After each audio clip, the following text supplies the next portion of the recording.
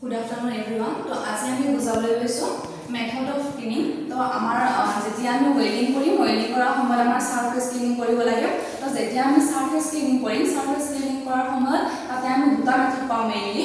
এটা আছে আমাৰ কেমিক্যাল ক্লিনিং আৰু দুই নম্বৰত আছে আমাৰ মেকানিক্যাল ক্লিনিং। তো আমাৰ কেমিক্যাল কি কৰা হয় আমাৰ হাইড্ৰক্লোৰিক এসিড যেটা আমাৰ হাইড্ৰক্লোৰিক এসিড আছে হাইড্ৰক্লোৰিক এসিডটো আমাৰ ডাইলুট কৰা হয় ডাইলুট কৰি কেনে অইল গ্ৰীজ আৰু পেইন্ট আঁতৰোৱা হয় তাৰ পিছত যেটো আছে আমাৰ মেকানিক্যাল ক্লিনিং মেকানিক্যাল কি কৰা হয় মেকানিক্যালত আমি ওয়্যাৰ ব্ৰাছ ইউজ কৰিব পাৰো ফাইলিং গ্ৰাইন্ডিং বা সিৰিজ বা ইমেইল পেপাৰ ইউজ কৰিব পাৰো কৰি কেনে আমি পেইন্ট বা গ্ৰীজ এইবোৰ আঁতৰাও আৰু আমি স্ক্ৰেপিং বা সিমপ্লাস্টিং কৰি কেনে আমি মেকানিক্যাল যেটো আমাৰ মেথড আছে হেতু মানে যেটো যেতিয়া আমি মানে সিমপ্লাস্টিং কৰিম হেতু আমাৰ মেকানিক্যাল মেথডৰ ভিতৰতে পৰিব তো এই দুটা আমাৰ মেথড আমি যেতিয়া আমি সাৰফেস ক্লিনিং কৰিম কৰাৰ সময়ত এই দুটা মেথড আমি ইউজ কৰিব পাৰো ধন্যবাদ